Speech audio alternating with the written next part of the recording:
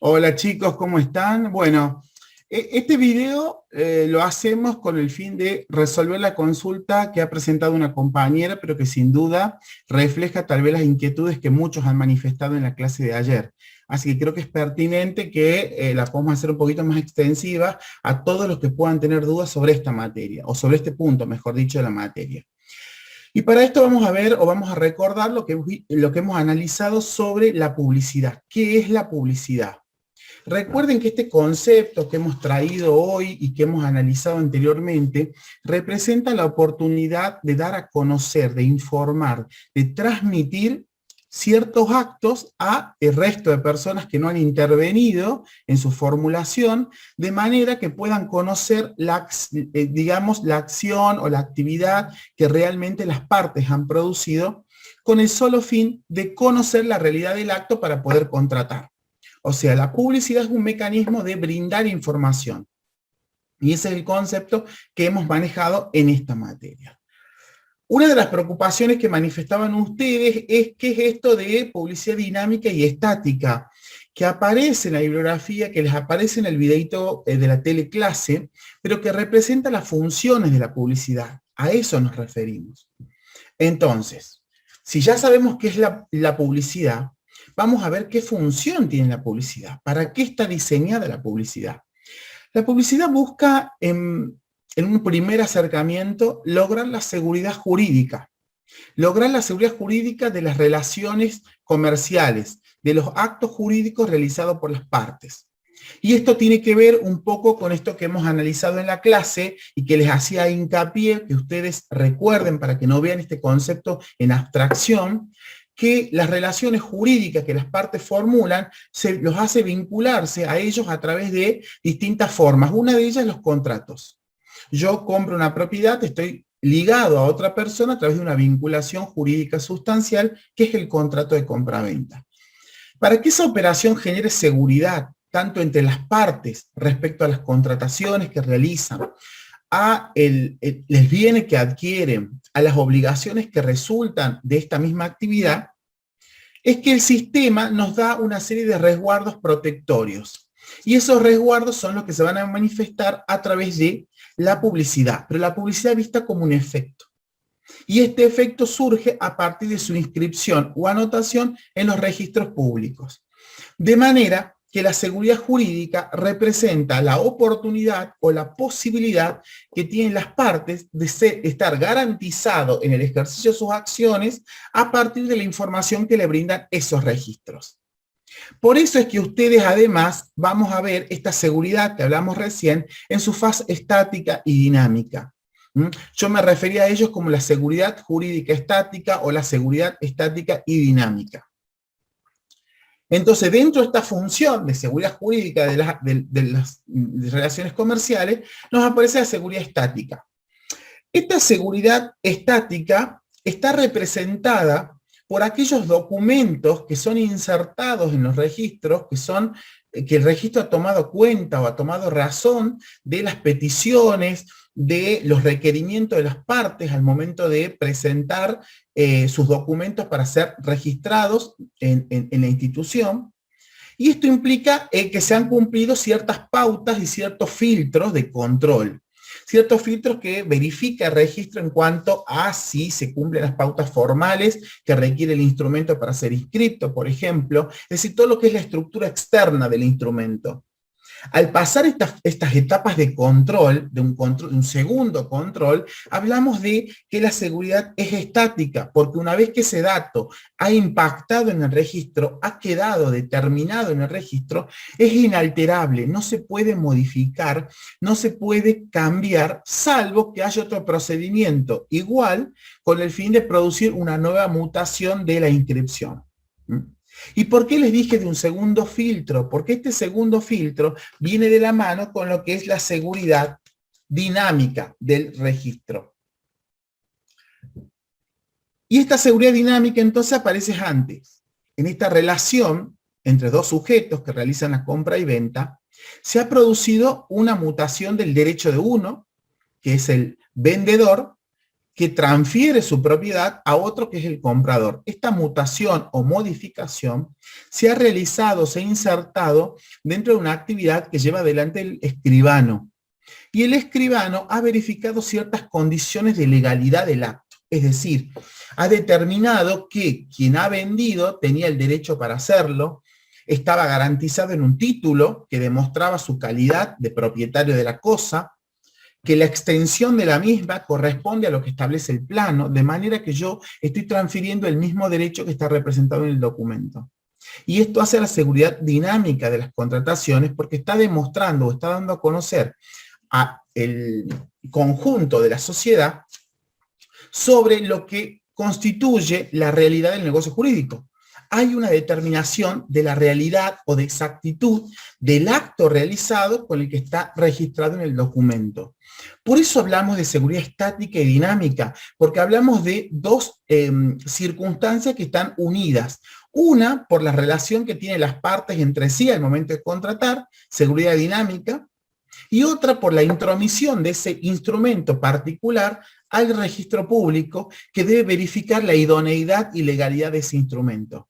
Entonces ahí tenemos una seguridad estática porque está registrada, está inalterable dentro del registro. ¿Bien?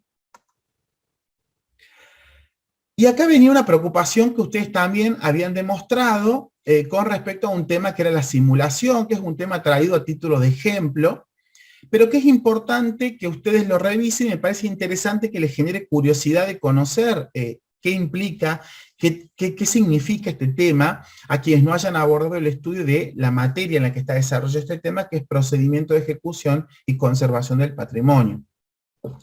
¿Qué pasa con este tema? ¿Y por qué viene a título de ejemplo? Es muy claro para traerlo y ejemplificarlo. Simplemente porque tenemos que tener como idea que si nosotros llevamos un instrumento para ser registrado dentro de una institución que toma razón de ese negocio jurídico, lo que el registro conoce es lo que yo le presento. Si yo realizo la compra-venta de una propiedad y me transformo en el propietario, el registro va a anotar lo que dice el instrumento público, es decir, la escritura, que yo soy el propietario de ese bien. Eso es lo que conoce el registro. Ahora, si la vinculación jurídica entre dos sujetos es distinta y produce un ocultamiento de la realidad, es algo que el registro no conoce. El registro, en el caso del ejemplo que estoy dando, el registro de la propiedad inmobiliaria, solamente va a tomar razón del acto que esté determinado dentro del instrumento público, o sea, dentro de la escritura. A le compra a B. A es el comprador.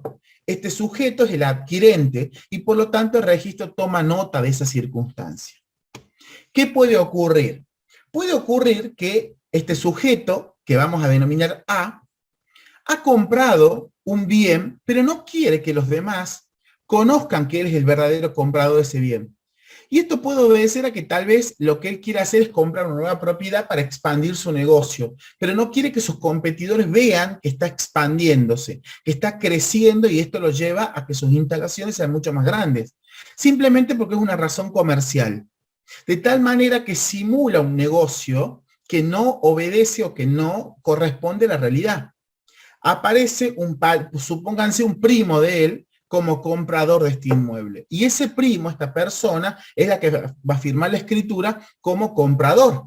Es más, el vendedor debería conocer en este caso que quien figura o quien está inscrito como adquirente no es en realidad el verdadero propietario, sino que lo va a hacer otra persona. ¿Podría suceder o no? Supongamos que suceda, que conozca este sujeto B que no le está vendiendo A, o que A es el verdadero propietario, pero está firmando C, otra persona. Esto puede ocurrir. Este negocio simulado no representa una ilicitud, porque no hay en el ejemplo que les estoy presentando un perjuicio a un tercero. Si yo realizo este negocio oculto en el que no estoy demostrando la realidad del acto con el fin de perjudicar a un tercero, de ocasionarle un daño a un tercero, entonces en esa circunstancia yo puedo decirles que hay una simulación ilícita. Hay un acto ilícito, perdón, y que da lugar a la acción de simulación. La simulación es una acción que puede llevarla a aquel tercero perjudicado por un negocio, una transferencia que realiza aquel sujeto con el fin de sustraer o quitar el bien de su patrimonio para que los acreedores no puedan cobrarse sus deudas sobre ese bien. Pero si la simulación es lícita, no existe un problema. Ahora, el registro, sea que esta simulación se realice sobre un bien registrable, inmueble o mueble, por eso les pongo el ejemplo del registro inmobiliario del automotor, el registro solo toma en cuenta lo que dice el instrumento. Si el registro dice, si la escritura dice que Juan Pérez es el comprador, va a anotar el nombre de Juan Pérez. ¿Bien? Por más que el comprador sea una persona diferente. En el caso que sea una persona diferente, le corresponderá a aquel que ha adquirido el bien o a los terceros que sospechan que es el negocio simulado de demostrarlo. Generalmente en estos negocios aparece lo que es un contradocumento, es decir, yo soy el propietario real que compra la propiedad, que pone el dinero, pero anota un primo a mi nombre. Entre ese negocio queda así perfeccionado y así se inscribe en el registro. Mi primo es el titular. Pero entre mi primo y yo hay un contradocumento que hacemos con el escribano, donde se da cuenta que el negocio real ha sido realizado a mi nombre, que no sea inscripto de tal manera para que mis competidores no conozcan que yo estoy ampliando mi negocio. Esa es una simulación de carácter lícito, y si ustedes ven o lo quieren buscar en el Código Civil y Comercial, lo van a encontrar en el artículo 333 y subsiguientes, donde está la definición de lo que es la simulación. Está dentro de lo que son los vicios de los actos jurídicos, por eso es que es un tema que los excede en esta materia. Recuerden que en derecho registral lo que nosotros vamos a hacer es determinar cuáles son los mecanismos de inscripción de esos negocios jurídicos que hemos analizado antes. Entonces, si el negocio es simulado porque ha sido realizado entre dos personas, de las cuales una no es el verdadero propietario, el registro va a tomar cuenta de que esa persona que actúa en la simulación es el que se inscribe como propietario, porque es lo que dice el instrumento. Recuerden que el registro inmobiliario es declarativo, de tal manera que no podría consignar más que lo que las partes le informan. De esa manera, si las partes le informan que Juan Pérez es el adquirente, ese es el que va a figurar inscrito en el registro. Bien, el artículo 333, se los leo para los que querían ampliar el tema, dice: la simulación tiene lugar cuando se encubre el carácter jurídico de un acto bajo la apariencia de otro, o cuando el acto contiene cláusulas que no son sinceras o fechas que no son verdaderas, o cuando por él se constituyen o transmiten derechos a personas interpuestas que no son aquellas a quienes en realidad se constituye o transmite el derecho. Bien, después les clasifica la simulación lícita o ilícita. Pero esto es un poco para que tengan el contexto de este tema que un poco los tenía preocupado y que me parece interesante. Creo que parte de las formaciones que ustedes puedan indagar entre todo aquello que circunda a su contenido de estudio. Cualquiera sea el registro que tome nota de esta información que le brindan los particulares, genera un control de los documentos. Y ese control determina o pretende determinar que haya legalidad en los actos. Por eso es que el control hace que el documento inscripto sea inalterable. Ahora, también venía a colación otro tema que a ustedes les despertaba interés, que tiene que ver con los efectos de la publicidad registral. Estos efectos positivos y negativos. Que una de sus compañeras me decía en su mensaje. Esto está muy ligado con lo que hemos venido analizando de la inscripción y tiene que ver con cualidades que son analizadas específicamente por distintos autores, por la doctrina, que a medida que van investigando sobre el tema encuentran nuevas formas de denominación a los actos. La publicidad se entiende como positiva porque lo que el registro anota, lo que el registro inscribe, se considera verdadero. Y considera que existe en ese acto una exactitud de lo ocurrido en la realidad con lo tomado por el registro. ¿Esto por qué es importante? Porque aquellos terceros que van a contratar o que van a realizar operaciones de transferencia de bienes o simplemente quieren constituir una garantía quieren una garantía para poder operar con un sujeto determinado, van a tomar en cuenta los datos de registro y van a tomar por cierto los datos que ahí están, que constan. Por eso es positivo, porque les determina a ellos una veracidad de un acto, una exactitud del acto, que les otorga a ellos la posibilidad de reconocer acciones en contra de lo que está ahí inscripto. De manera que si Juan Pérez es el propietario del inmueble y así me lo dice el registro, yo sé que en el caso que no me pague, yo sé que Juan Pérez tiene esta propiedad y la voy a poder embargar para poder cobrar mi acreencia. Y con respecto al efecto negativo, y esto es importante, lo que no está inscrito, lo que no está anotado, o aquello que no es fidedigno, no puede oponerse a los terceros. Por eso el ejemplo de la simulación.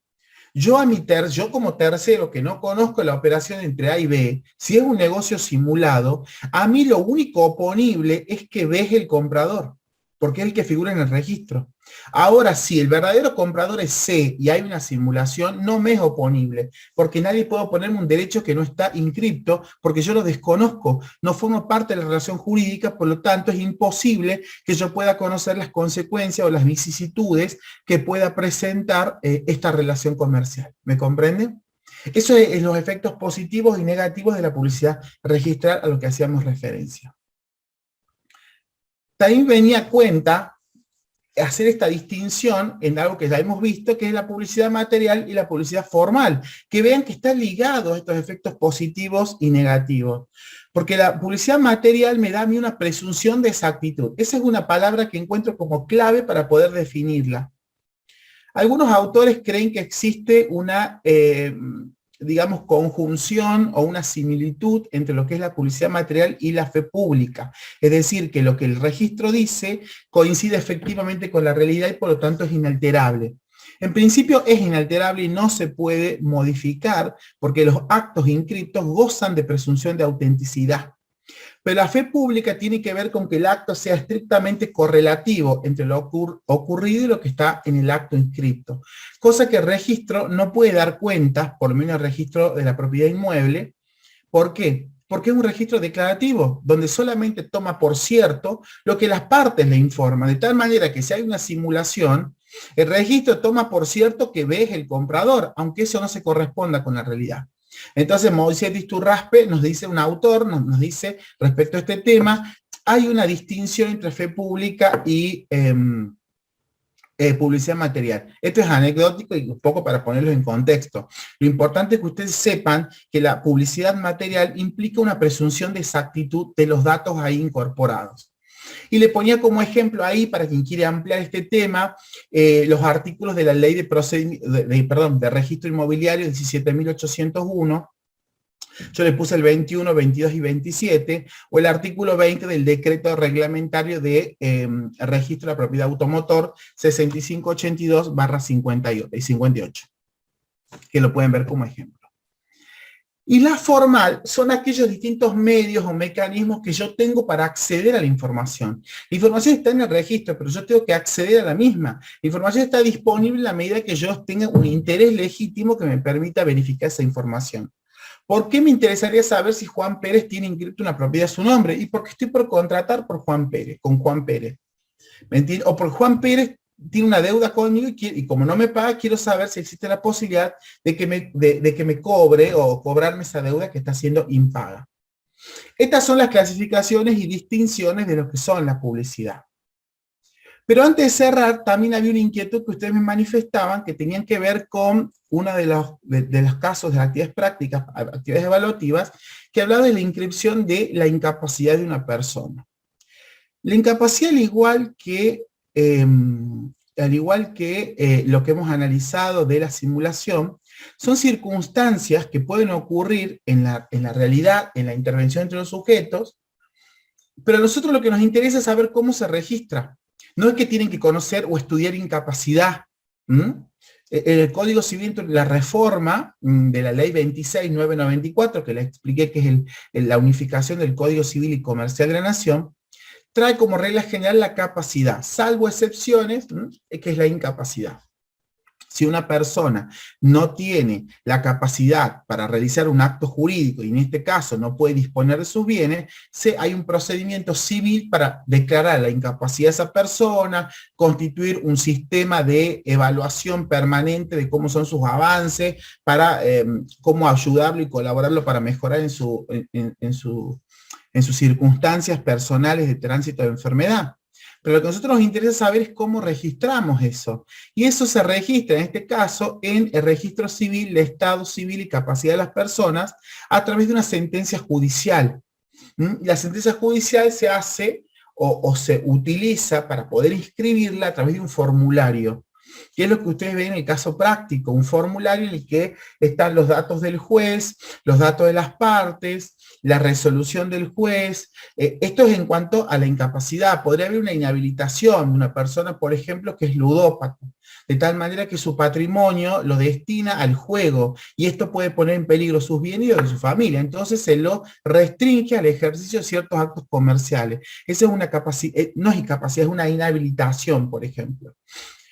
Cualquiera sea la circunstancia, no es mi expertise el derecho civil, pero son situaciones que son traídas a título de ejemplo. No es que ustedes tienen que profundizar o estudiarlo, simplemente saber o reconocer cuáles son los causas, las situaciones de incapacidad. Artículo 25, artículo 31, artículo 32 y artículo 37. ¿No pueden ver? Que es lo que les va a explicar cómo es el régimen de la persona que tiene capacidad restringida, mejor dicho, qué pasa con los menores de edad, si que quieren profundizar en ese tema para darse mayor contexto a sus actividades. Pero creo que con lo que les estoy planteando va a ser más que suficiente para poder comprender estos interrogantes que me han manifestado. Bueno, espero haberles sido de ayuda, que esto sea un material que les colabore con la instancia evaluativa, y cualquier duda o consulta voy a quedar a su disposición. Que tengan todos buenas tardes.